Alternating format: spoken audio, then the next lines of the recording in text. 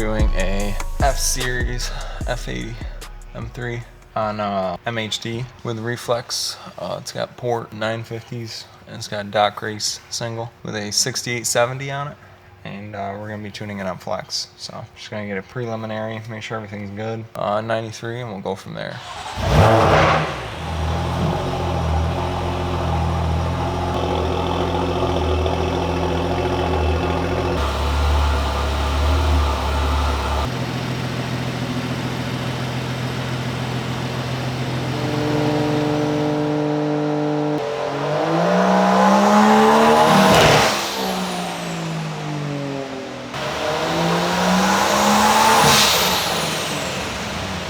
Oh, one thing I just wanted to touch on is when you're going single turbo on any of this stuff, you always want to put the O2 sensor post turbo, never pre-turbine. The O2s do not like exhaust pressure. So this, as you can see on this, this is the red was pretty much like 12 pounds boost or something, and then the blue, obviously there's 100 horsepower difference. Don't worry about that right now. The red was, when I first started tuning it, the O2 was in the header, and I tuned on low boost. So the difference between red and blue is what I'm pretty much trying to show you is just literally moving the O2 sensor from the header to the downpipe. So it read in the ECU, my target was like 11.1 or 11.2 with the port coming on, and at my wideband sensor on the rear was 12.5. So, you know, and it was pulling timing, so I was like, yeah. It's definitely a little bit lean. It was a full point out of boost, rich, and then a full point in boost, lean was the difference. So that was just only moving the O2 to the downpipe with the same fueling targets. Always, always, always, if you're going single turbo, you want to go post turbo with the O2 sensor on these cars. You know, any of them, B58, any of them.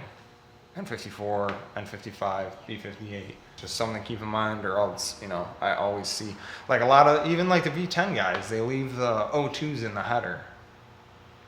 And it's just like, dude, you gotta move that post turbo. You know, O2s do not like exhaust pressure. I don't care how much you model them or scale them or do whatever, this is on the factory, so you can't necessarily do that unless you have the correct table definitions to scale it. But there's no point, just put the O2 in the downpipe. So was your problem the whole time? No, it wasn't my problem. It was just, you know, before I ripped it and I was like, listen, this is way off. That's got to be fixed. I've just been running high pressure fuel pump stuff, odds and ends, so on and so forth. Back in it, changed a lot of stuff. I've never had as much boost control issues as I have in my entire life than with this car. So, gonna continue on, finish up 93, and then finally move to ethanol, make some real power. This is also tuned on MHD, this car, MHD with reflex. So, has quite a bit of integration. Other than that, let's get on it.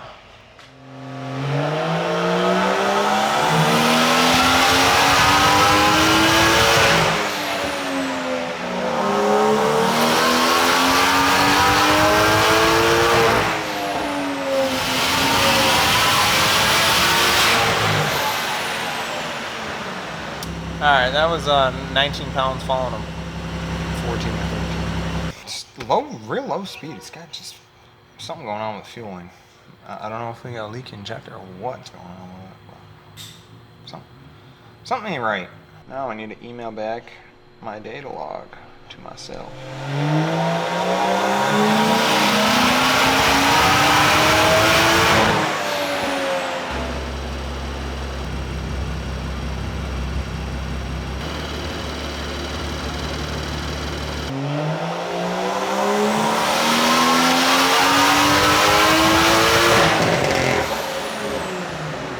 So I'm doing the fueling portion, so just setting up pretty much how much I want the port injection to spray alongside the DI on the flex side. I'm leaving quite a bit of room, so I'm just going to check it on low boost again, make sure that spot's good, and then I'll wick it again. But it was just rich, so we hit a limiter, and yeah.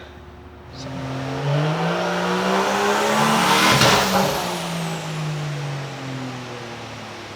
What was the issue and what did we just replace? Pretty much we just went ahead And we did both of the high pressure fuel pumps over here. When you go to do that, you got to replace these tappets that ride on the high pressure fuel pump. Pretty much like a cam. These roll, and then it pushes up on the spring right here, which pressurizes the fuel.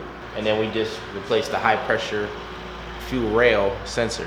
Went ahead, put these bad boys in, torqued them to specs, the new rollers, and then these bolts are one-time use too. So went ahead with the one-time use bolts. So now we're gonna go ahead. We got the port injection right here. Tested the injectors, ran them in our fuel injector tester and cleaner. And yeah, this is pretty much the plate that adds extra fuel or auxiliary fuel injectors. So yeah, we're just going back on and you're gonna see what kind of power this thing makes.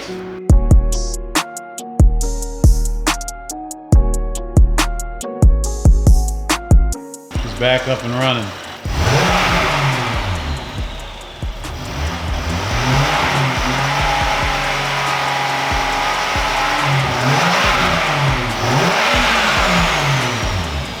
Got it back buttoned up. We're gonna get ready for a final tune, make some big power.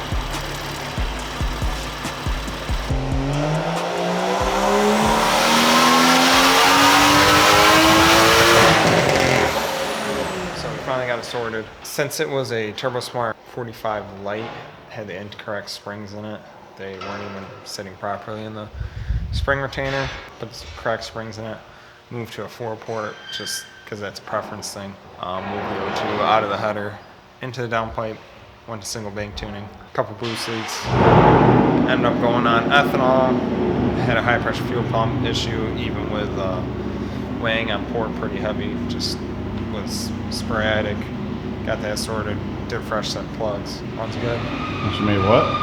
So I got a nice like boost ramp in it, keep the clutch happy, keep bottom end happy. It's up 35 PSI up top, netted 730 VL on E80, so I was happy with that. Left it rich with overhead. I was tuned on MHD, reflex controlling port, and an additional lift pump. On 93 octane, I left it at 500 wheel, 23-24 pounds boost, nice and safe. And then yeah, sent a little bit on ethanol, made 730, 35 PSI, 6870 Doc race kit, so I was happy with that. Just took it out for a few drives. It's got the partial throttle, half throttle stuff dialed, so the port comes on properly and doesn't really screw with the DI side, have all that meshing properly.